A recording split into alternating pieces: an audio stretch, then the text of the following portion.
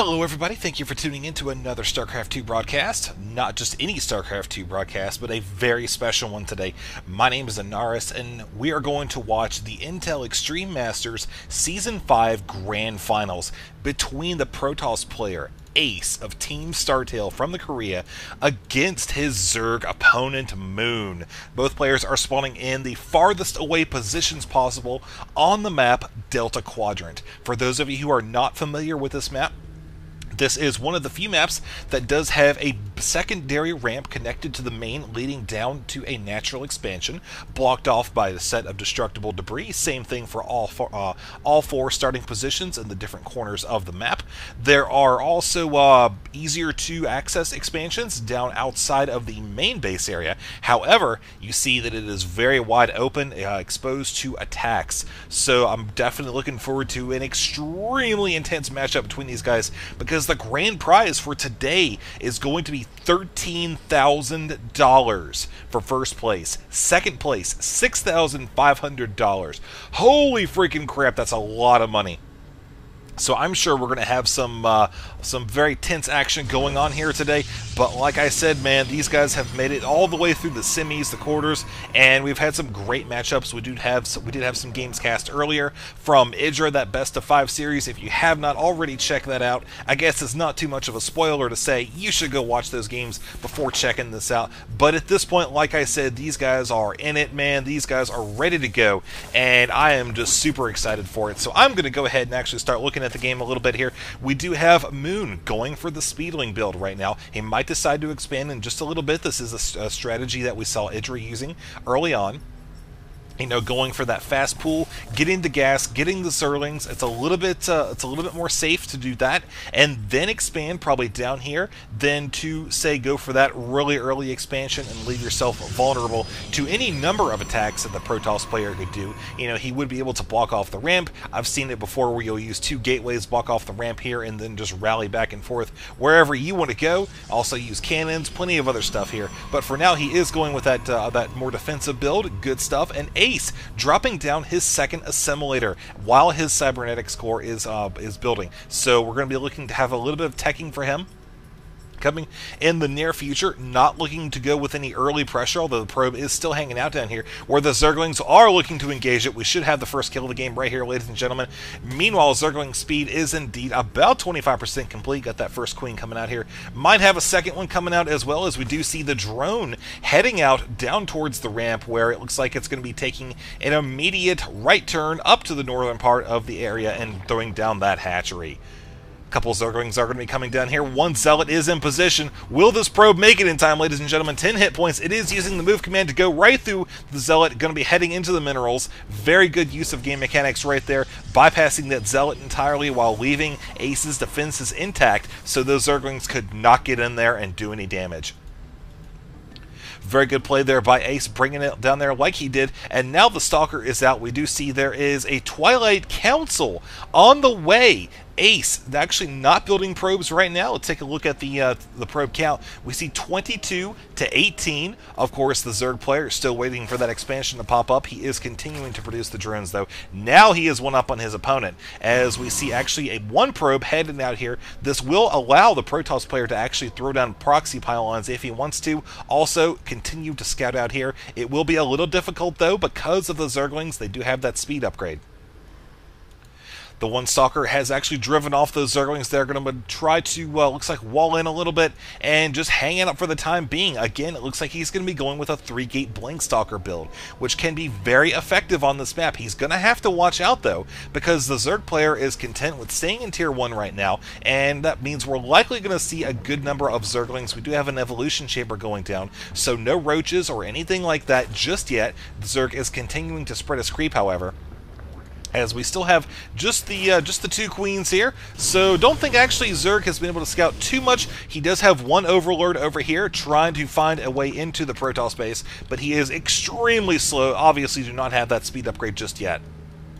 Zerglings once again at the base of the ramp here, trying to see if they can maybe pull the Protoss out. Oh man, looks like they're going to be going in there, but there are a number of Stalkers ready to go. This is a clear indication that the Protoss is ready to do some kind of push. All those Stalkers heading out from the Protoss base there.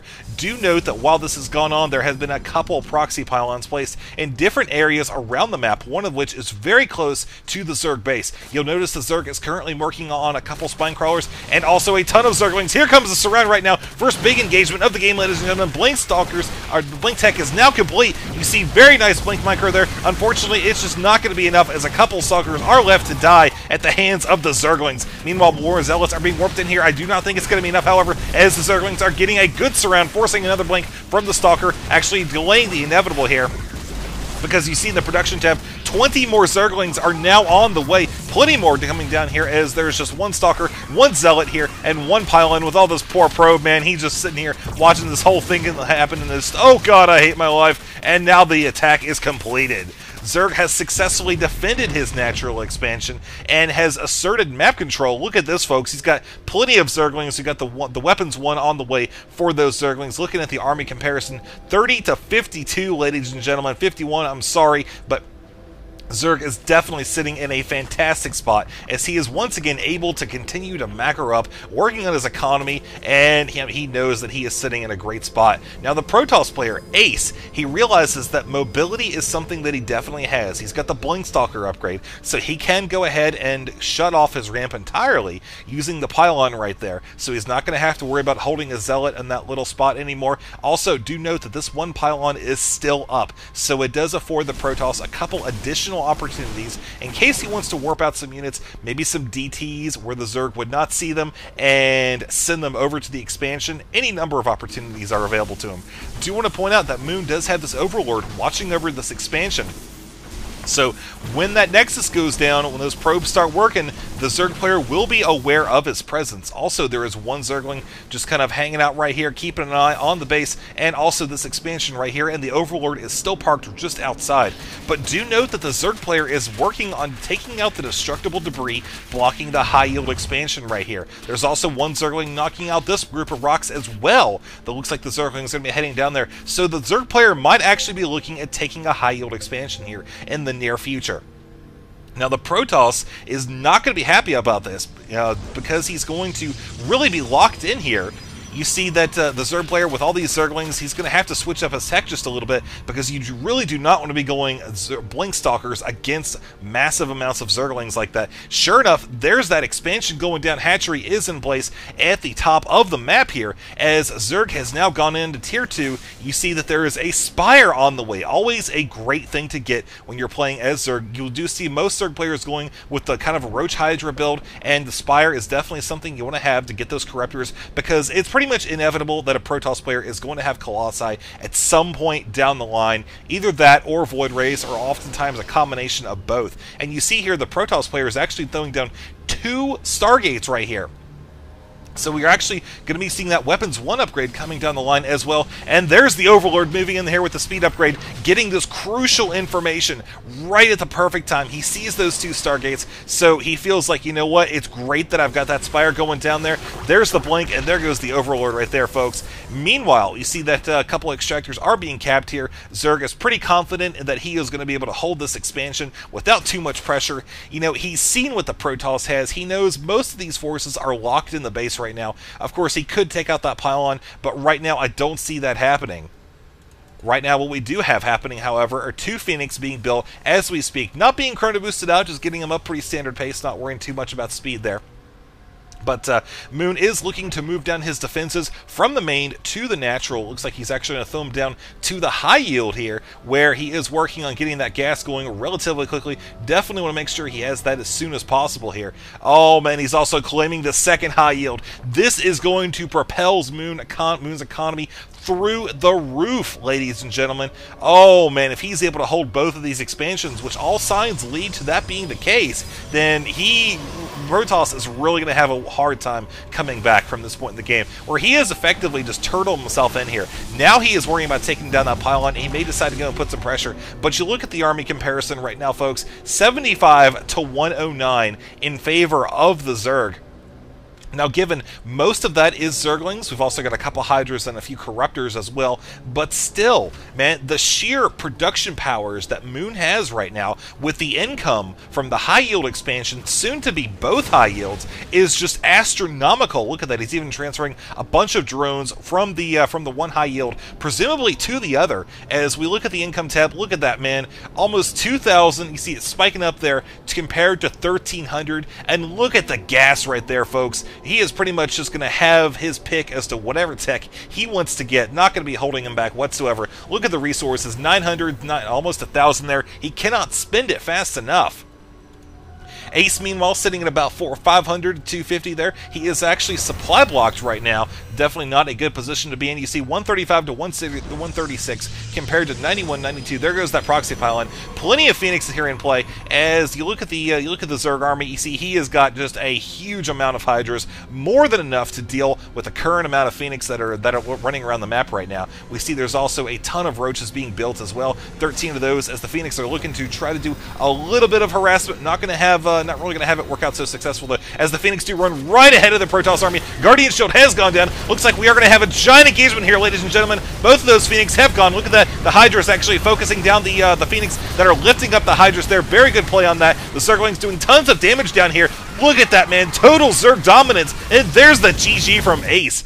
Oh, man. Good play there by Moon. Taking game number 1. Even bringing out the Queen there for the hell of it. So let's go on to game number 2 and see what happens next.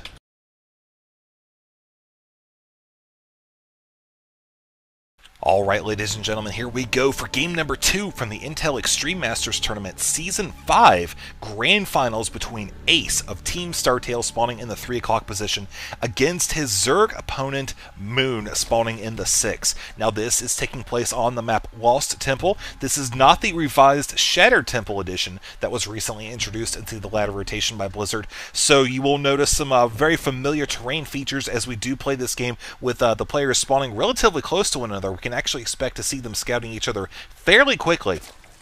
Now, this do want to point out that given that you were watching this point in the video, I'm going to assume that you've probably watched game number 1, as, I mean, really, how would you know to watch this point without watching it?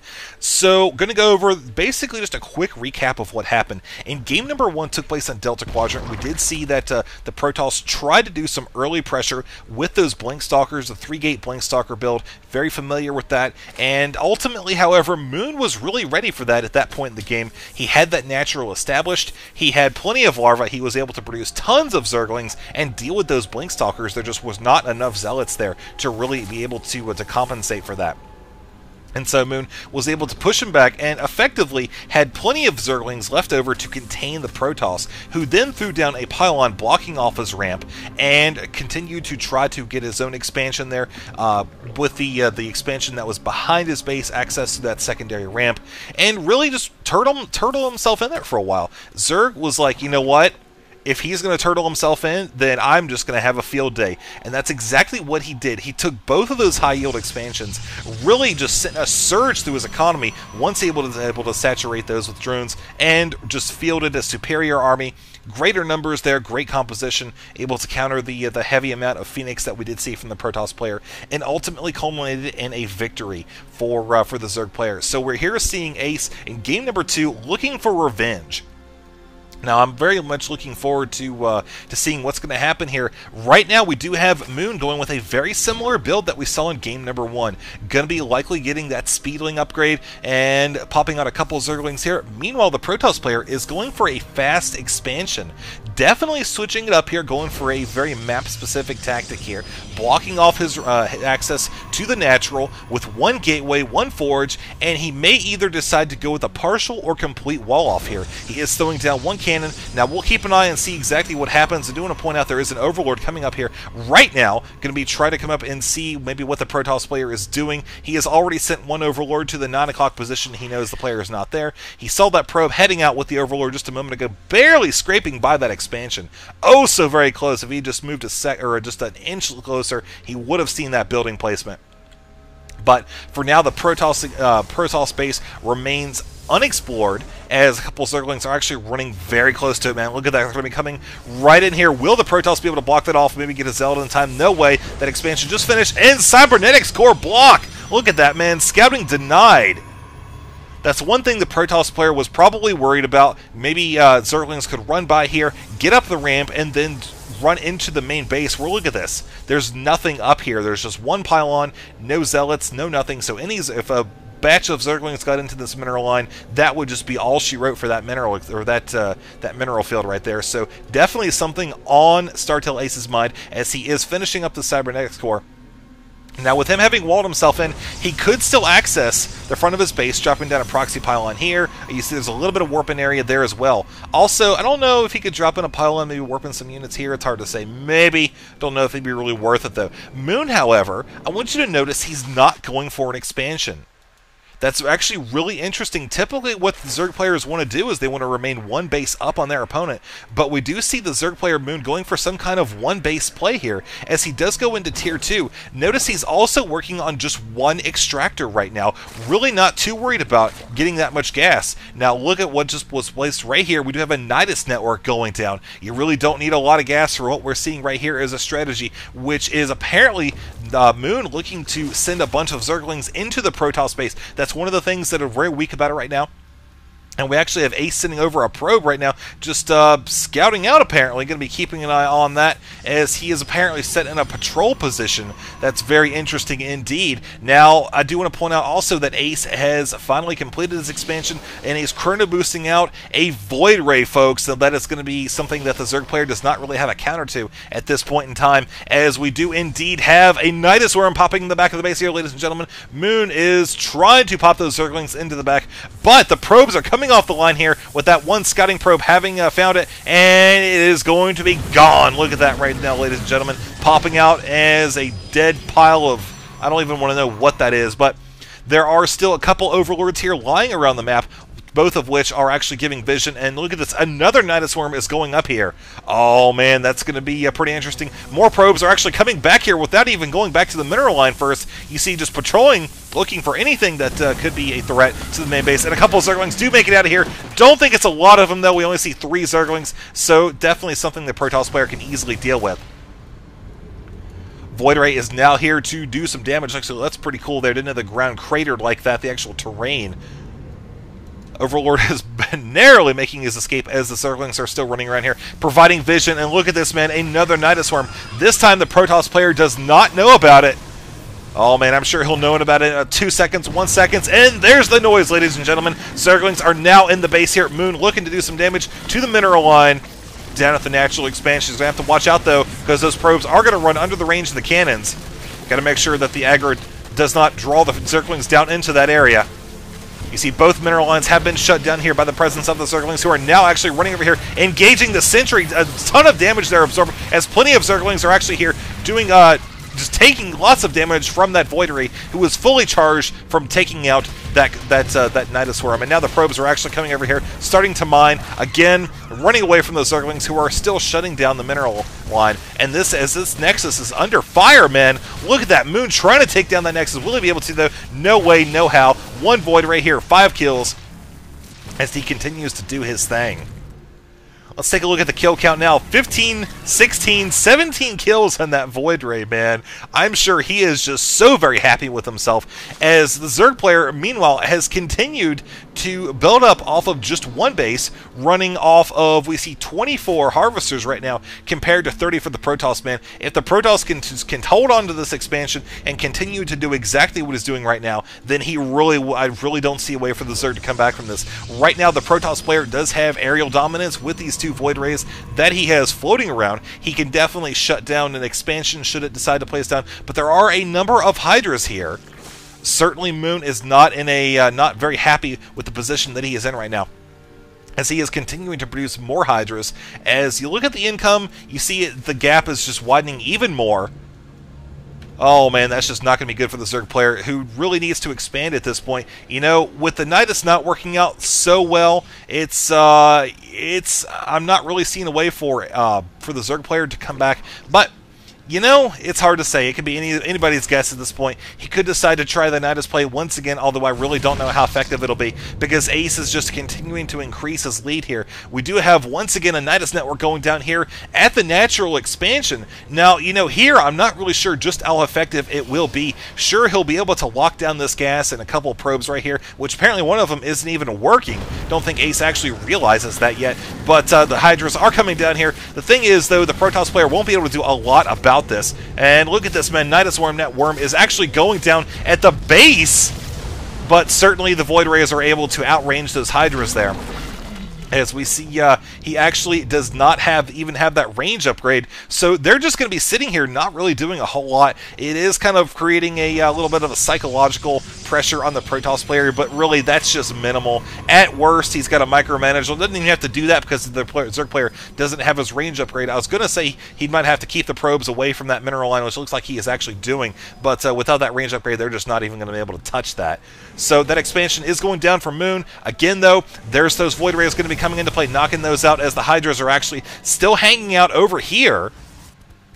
Got a couple Queens ready. One of them is ready to transfer down to that expansion, but you do see that it was canceled there. Oh, pick up and denied! Drone taken out before he can even run back to the base there.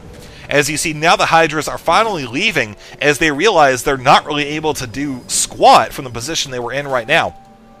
Moon is increasingly in a desperate situation. No expansions. We're just running off of one base right now, trying to get that hatchery going down. You see he's actually sitting on a decent bit of minerals, really riding the bottom of the barrel for the gas right now, as we do have one Nidus Worm coming in here, and a pylon is actually going to be placed right beside it, folks. And there's the luckiest probe of the planet, man. He is sure happy with himself right there, as the other probes should be able to get down here. Plenty of Hydras will be able to come out here in time, though, as the Protoss player does have a significant amount of gateway forces coming over here, with the rest of his aerial forces coming over, doing a flank attack, folks. Look at that, lifting up plenty of Hydras. I do not know if the Zerg is going to be able to pull this off. It looks like Protoss definitely has superior firepower, shutting down what could be the final assault here, folks. You look at the army size, you look at the comparison right now, 63 to 39. There goes the Nidus, and Moon is not left with any options whatsoever, and there's the GG. So let's go on to game number 3. Definitely enjoy this so far, as we now are actually 1-1 here between these two players. Let's go on and see what happens next.